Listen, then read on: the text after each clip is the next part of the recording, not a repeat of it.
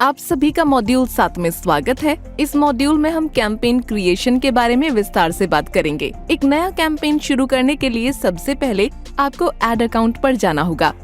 Drop down menu से एक बार आपने सही खाता चुनने के बाद क्रिएट का पॉपअप आ जाएगा। पॉपअप पर क्लिक करके आप नए कैंपेन का नाम, special ad category, binding type को सिलेक्ट कर सकते हैं। इसलिए सही एड मैनेजर अकाउंट चुनें, क्रिएट पर क्लिक करें और सही विवरण भरना शुरू करें। जैसे ही आप कैंपेन लेवल क्रिएट करते हैं, जैसा कि आप बाईं ओर सबसे ऊपर कैंपेन लेवल को देख सकते हैं, कैंपेन लेवल के अंदर हाई एड सेट और एड्स भी आते हैं। कैंपेन लेवल में आपको एक उद्देश्य चुनने के लिए कहा जाएगा। ब्रांड अवेयरनेस, रीच, ट्रैफिक या कन्वर्जन्स, ये सब आपसे पूछा जाएगा। प्रत्येक कैंपेन का एक ही ऑब्जेक्टिव हो सकता है। कैंपेन लेवल पर एक बार कैंपेन ऑब्जेक्टिव चुनने के बाद आपसे कैंपेन का नाम पूछा जाएगा। आप सिलेक्ट कर सकते हैं कि आप A/B टेस्टिंग करना चाहते हैं या नहीं। ये एक ऐसा फीचर है जो आपको मल्टीपल वेरिएशन को ऑटोमेटिक तरीके से जांचने की अनुमति देता है और सही मायने में आपको यहाँ कैंपेन बजट ऑप्टिमाइजेशन को सिलेक्ट करना होगा।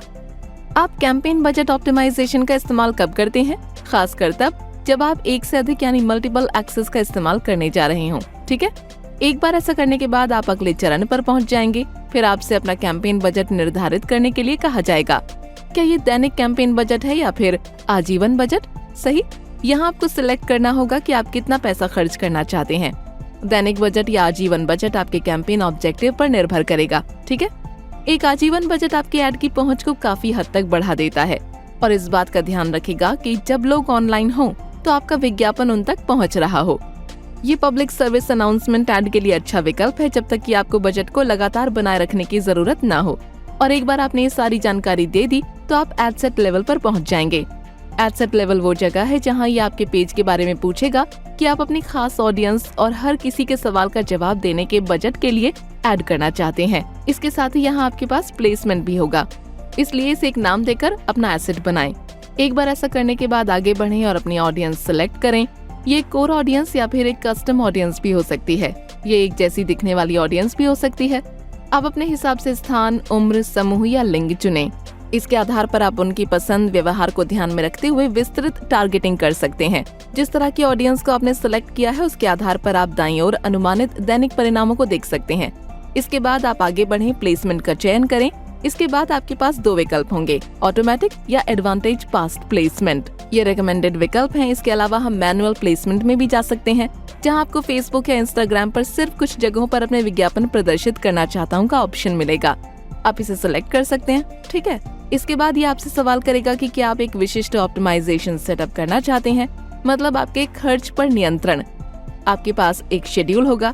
ये सभी चीजें आपके एड कैंपेन में सेटअप की जा सकती हैं। ठीक है, अब कुछ महत्वपूर्ण चीजों के बारे में बात करेंगे जो आपके कैंपेन के ऑप्टिमाइजेशन के मामले में आपके लिए मददगार साबित होंगे। जब आप अपने एड सेक्शन में जाते हैं तो आपसे पूछा जाता है कि क्या आप कैरोसेल एड या सिंगल इमेज या वीडियो एड या कलेक्शन एड चाहते हैं। आप इनमें से कोई भी एक विकल्प चुन सकते हैं। अगर आपने इनमें से सिंगल इमेज का विकल्प चुना है तो आपको प्रीव्यू या उस एक इमेज को सिलेक्ट करना होगा जिसे आप एडवर्टाइजमेंट के रूप में प्रचारित करना चाहते हैं। ऐसा करके आप विशेष इमेज या वीडियो को सिलेक्ट कर सकते हैं और उसे बेहतर बना सकते हैं। यहाँ विशेष क्रिएटिव को बेहतर बनाने के विकल्प मौजूद होंगे। उस क्रिएटिव को बेहतर करने के बाद आप आगे बढ़ें। आप इसमें टेक्स्ट, प्राइमरी टेक्स्ट और साथ ही कॉल टू एक्शन जोड़ सकते हैं। अब आप वेबसाइट URL का चयन कर सकते हैं।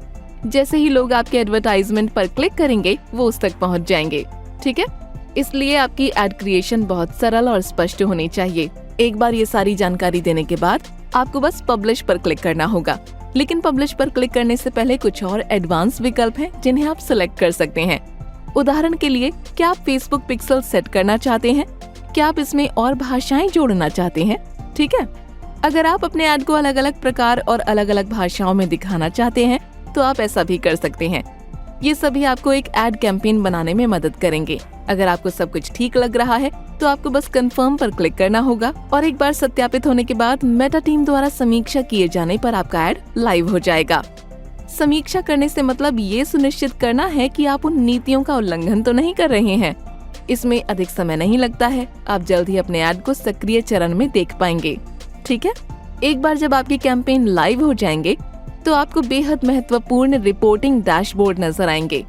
यहाँ आप देख सकते हैं कि कितना बजट खर्च हुआ है, आपने क्या नतीजे हासिल किए हैं, कितने लोगों तक पहुँचा है, कितने इम्प्रेशन हुए हैं, प्रति परिणाम लागत, रकम, खर्च आदि। ये वो जगह है जहाँ आप सप्ताह में एक बार अपना कुछ समय बिताना चाहेंगे, ताकि आप जान सकें कि आपके कैंपेन की परफॉर्मेंस कैसी है, क्या इसमें सुधार की कोई जरूरत तो नहीं है।